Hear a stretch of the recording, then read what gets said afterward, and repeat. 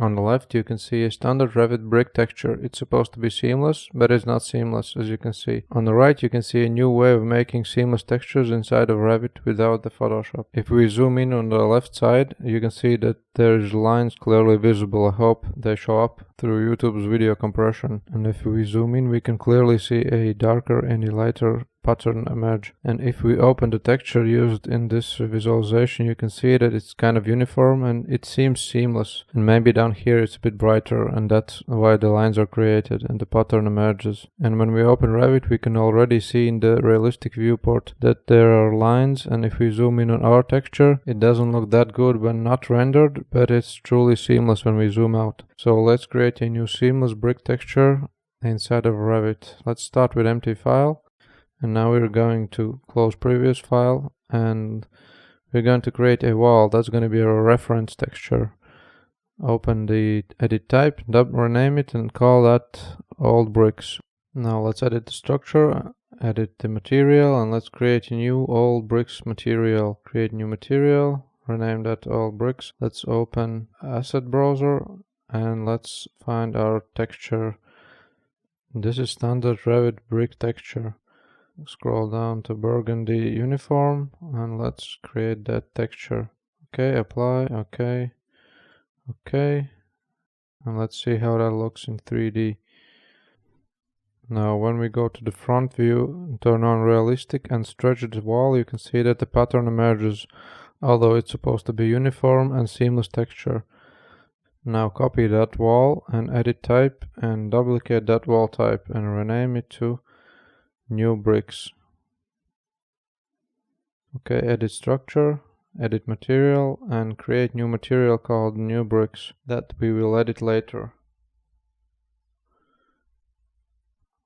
Okay, and now let's go to manage and materials and edit our new bricks texture. But instead of using bricks image as a base of our texture, we are going to use procedural maps. Instead of clicking on the image input, close that and click on the little arrow and choose tiles. This is super powerful tool and gonna be our base for our texture. Now click on type and choose running bound. Scroll down and edit scale 610 by 310 millimeters. Now scroll back up and let's edit tile appearance. We can choose a single color, but we can also choose to embed another procedural map. And this time we'll choose speckle. Speckle consists of 2 colors, and to better understand what speckle is, slide the size slider, and it's much like noise but a little bit messier, and that's what we want. So to get these 2 colors, let's go back to old bricks texture, click on the image name and it'll open a folder. Now move up 1 folder, right click and open. Now it opens that folder in Windows Explorer. Find your texture, open the texture and make a print screen of it. Open the paint and paste the print screen. Now when that is done, click on color picker tool, get the color, edit color, and you can get RGB values for that color. Copy these RGB values and that's a starting point for our texture. Go back to our new bricks texture and edit the speckle procedural map. Now edit the color 1, paste the value 1,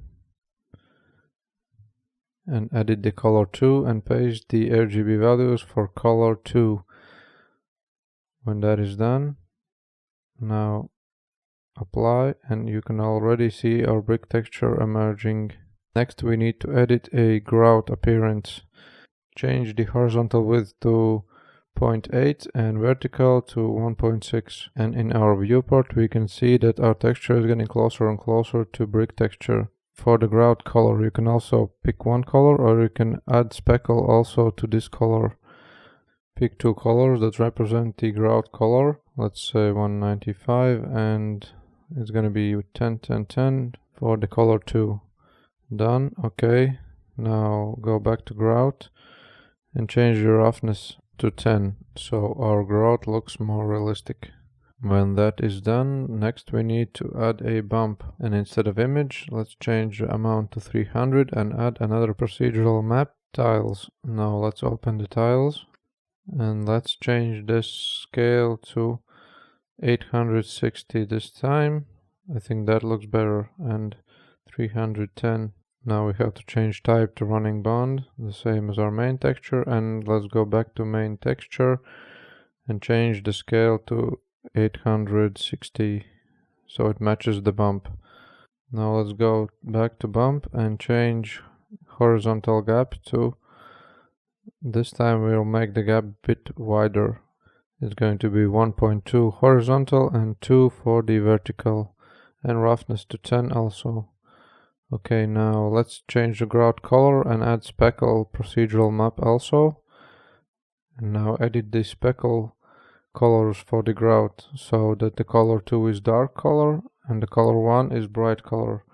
And in that way the grout will go inwards. Now let's edit the tile appearance. Also add a speckle for the tile appearance. And we can leave the speckle as it is for the tiles because it is bright by the default. Now reflectivity.